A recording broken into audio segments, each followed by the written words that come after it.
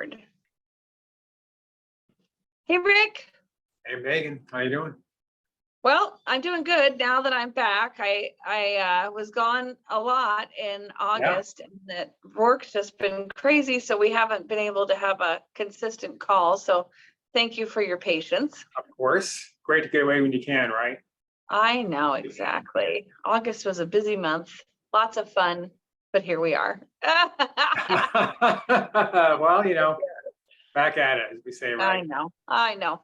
So I want to talk about a couple of things today, and we've said this over and over again for people to turn off the news and talk to somebody that you trust about what is going on, because if it bleeds, it leads, and everything is very confusing. I haven't watched the news in about 5 years myself. So if I want to find something out, I look it up and figure it out, or I call somebody I trust. Good idea. Good idea. Right. So, so if you read the news or listen to the news, it might say something about, that the housing is going to go down, and, red flags and that sort of thing. And so I want to explain to people what's actually going on here.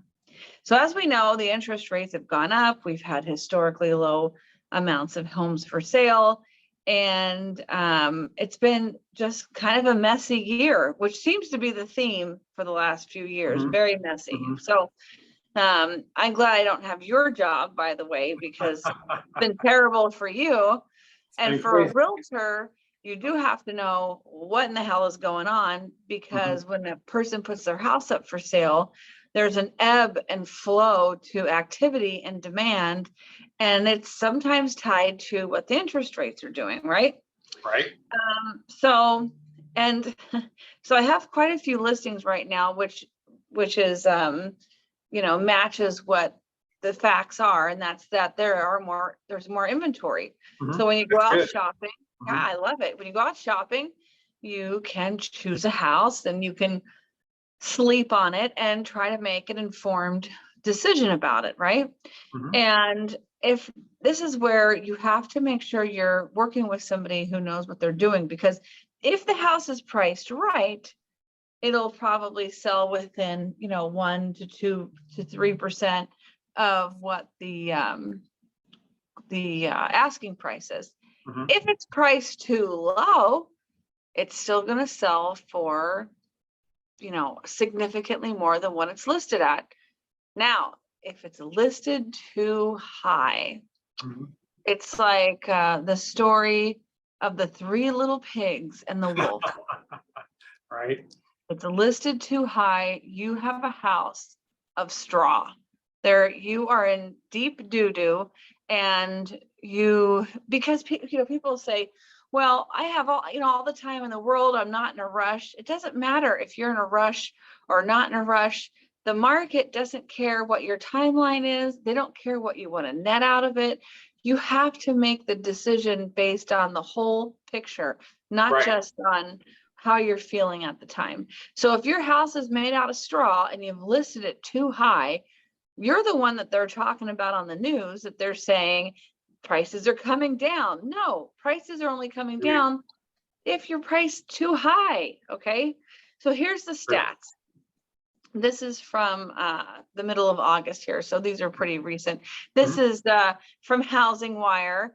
Logan Mohachami, who I follow on Instagram, love him. He's a stats guy. You should follow him too. You would love him because you're real into numbers and stuff. Guy, right?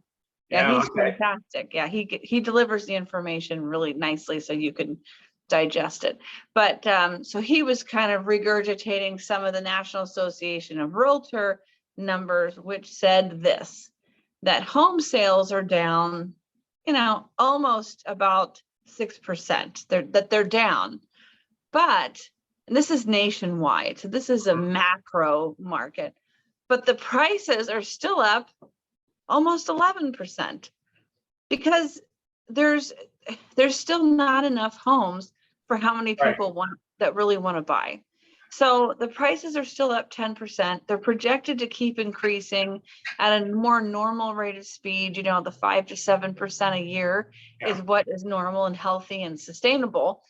So and there's no, you know, housing crash in sight Well, here. I think it's easy though, as I see the numbers myself in the news, people confuse the housing sales versus housing appreciation.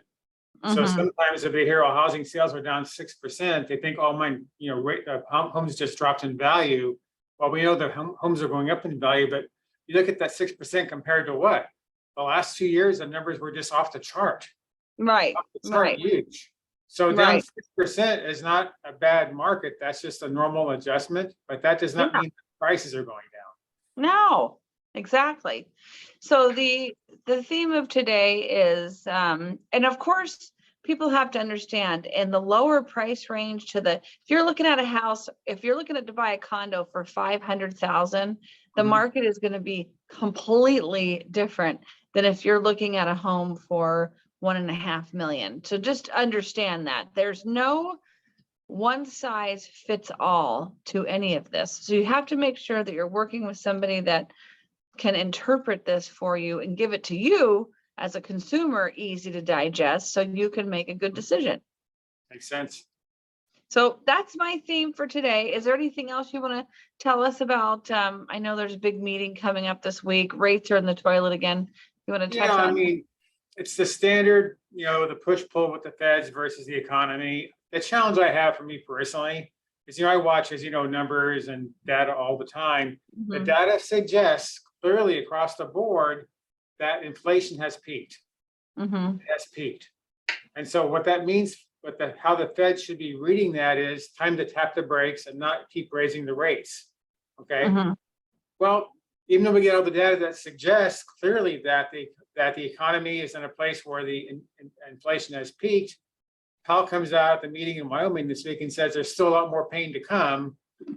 Where is that coming from? No one understands. And so Mhm. the markets react to that. And so when he says things like that, the market tanks. I mean, the rates Yeah, go up, stock market, you know, so all those things happen.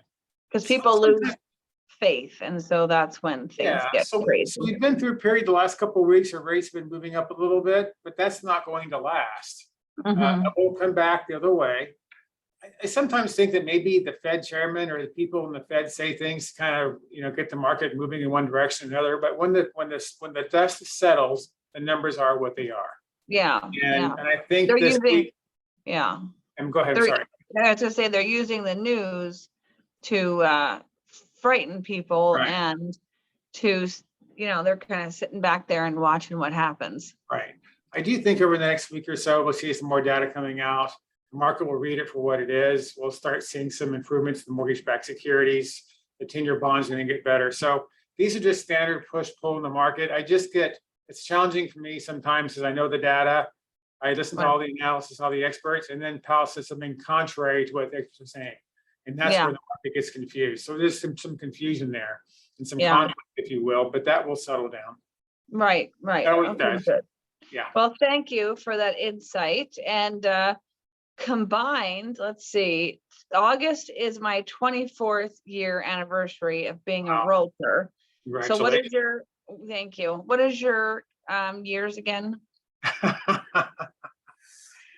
Well, let's go this way. When I got into the mortgage business, Carter was still the president of the United States.